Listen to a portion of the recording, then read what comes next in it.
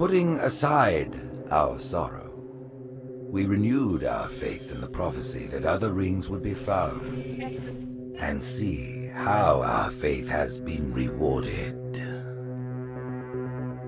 The Covenant used to be the main threat, and it was a MacGuffin in the original Halo series because the real threat was the Forerunner legacy and the Flood itself. The Forerunners have been the source of so much mystery throughout the Halo franchise. It was something that was just fascinating to us. So far it's been a lot of stumbling into their belongings, like we found Halos. And now we found something more, we found the Prometheans. There's a degree of animalistic fierceness that maybe you didn't see in previous games. The conditions and the context are what pit a hero and antagonist against each other. For this game, we're going to get to see a lot of complexity to their civilization. From their worldview, what they're doing has to make sense. Trying to figure out ways to tell that story without interfering with the shooting aspect of it has been a really challenging thing. We've gotten glimpses of this Forerunner presence that was kind of always there, open as to whether it would ever erupt. And it did. We're trying to really take game systems and manipulate them and give them emotional coloring and context. We wanted to create something that could stand alone and be an enemy that is just as challenging, just as engaging as the Covenant has been in the past for Halo. A lot of that initial discussion was around if you had this incredibly evolved race and they were well beyond humanity, the Covenant, what would that look like?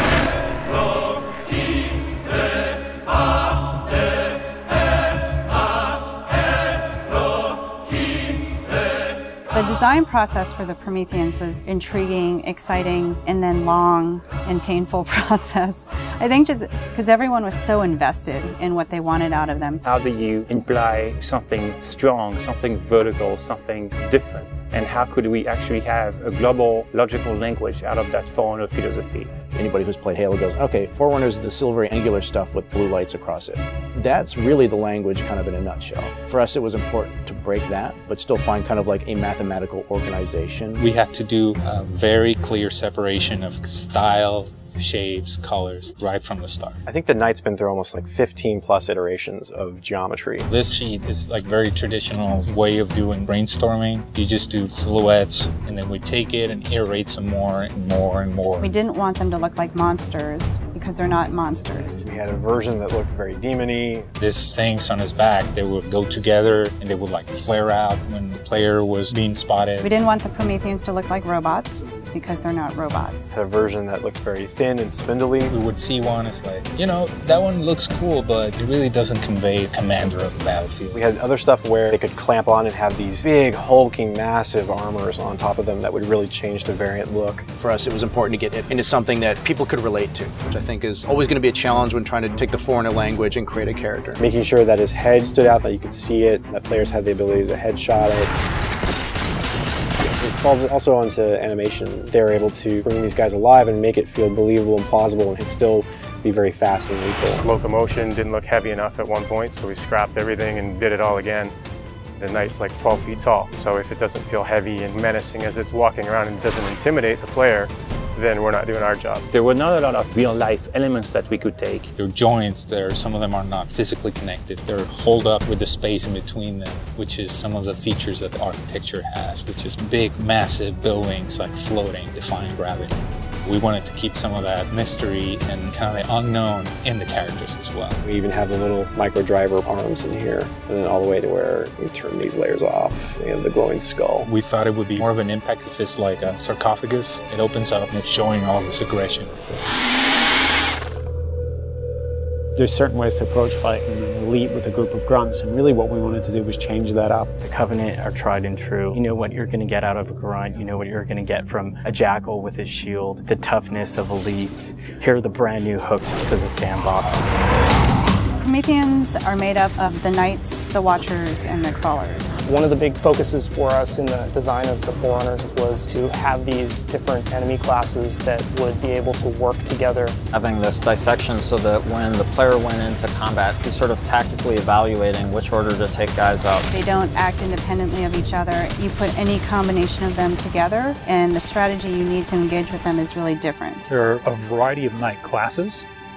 and each one of them is progressively more powerful. But your base knight actually starts just a little bit more powerful than an elite. But in addition to that, we wanted the knight to have his own set of traits and abilities. There's all kinds of these special features of each one of these characters that players haven't played in a Halo game before. You think about basic combat and counter design, a lot of the challenges designers face is how to introduce enemies. What would a Promethean do if it could bend time, space, form, matter? Knights can phase in out of anywhere. He's able to go where he needs to at any time, which is something the Covenant can't do. Heads up! Crawlers can walk on walls, walk on ceilings.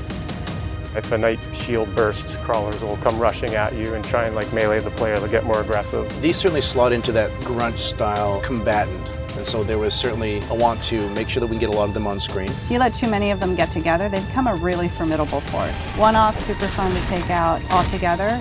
It's like a pack of feral dogs. Its mandibles, when it screams, will actually separate and float around in the air while it's howling. The animation added so much fresh behavior to this character. It's very exciting. The Watcher is definitely a support class. One of the things we wanted to do with the Forerunner characters was constantly have them mix up their tactics and make the player react to it. The Watcher is able to regenerate knights. One of the things we needed to do when the Watcher design was coming along was make sure that the Watcher would actually fit inside of the Knight. That bursts out and swap to the actual Watcher asset. The Watchers are aware if a Knight's damaged, they'll protect them, they'll catch grenades, so they kind of coordinate their efforts. The Prometheans feel like the most advanced of the bunch. They're able to bring all of their technology and wisdom to the battlefield.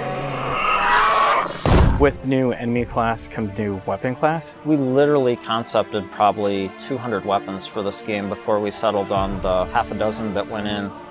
It's kind of like you've got that balance between humans' model of what a weapon's like and the desire to want to try and make something crazy and futuristic. We tried coming up with this perfect mix of stuff that was still relatable. You would still identify a weapon as a rifle or a shotgun or a submachine gun, even though they're almost magical. The Forerunner Scattershot was probably the first one where we really nailed the design on it. Everybody loves the hinge action shotgun, so we tried doing something like that so that the reload animation would be to cock it up and the front half would smash together. Every time you pick up a Forerunner weapon, it forms in your hand. So that sort of kicked off the component of having these guns form around the player. So there's that moment of like, oh, what is this gun? What does it do? And then when it comes into shape, it's kind of immediately identifiable. What makes the Forerunner weapons distinct is that usually they have dual purpose. So for instance, from the bolt pistol, you can charge it up and have something that's equivalent to almost like a shotgun blast. In the case of the light rifle, we actually experimented with doing dual firing modes. We tried to make it so that it was the best of both worlds with a BR and a DMR. It works like the battle rifle when you're not scoped. That has a little spread, has 3-shot burst, and it works like the DMR when you are scoped. So it's like a mini sniper rifle in a way. It actually changes to a different firing mode where the projectiles are stronger.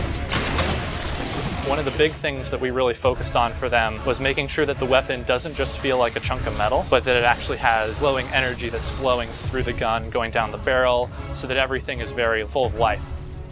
The moment where all the Promethean effects really started to click the most was when we started showing the dissolve whenever you kill a knight. That was really when we started to feel, yes, this is something cool, this is something unique, and something that we haven't really seen before. This is an early prototype of the Knight E-Res. As the sphere expands, you see the particles are birthed, and everything in the red region you see will be the crack and the erode. When you shoot and kill the knight, the actual point on the body where you did the damage is where the dissolve starts. So if you shoot from his foot, he will de-res from the point of his foot up. The end result, when we blow up a knight, they dissolve, proving that the technology works.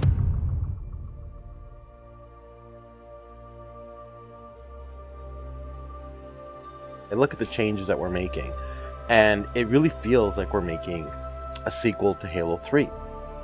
And that's exactly what we're setting out to do. We have the Covenant from previous games. We have the UNSC. We had all these things to take from, like, all right, we can make a new take on this, but we had zero information to some of this Forerunner stuff. We're not just on a Halo, we're on a whole planet now.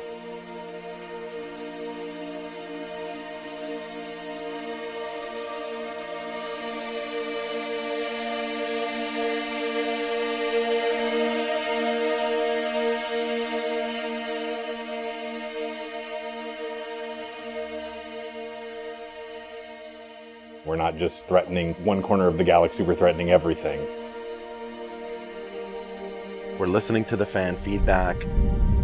We're incrementally evolving different aspects of the game design, but there's nothing really revolutionary. And I think that's important, because I think really good design is evolutionary, not revolutionary. And I think at some points we got in our heads with this game that we're just going to make another Halo. I don't think that's what people want. They may think they want that, but what they really want is something that speaks to the things that they love, but then provides them with something new.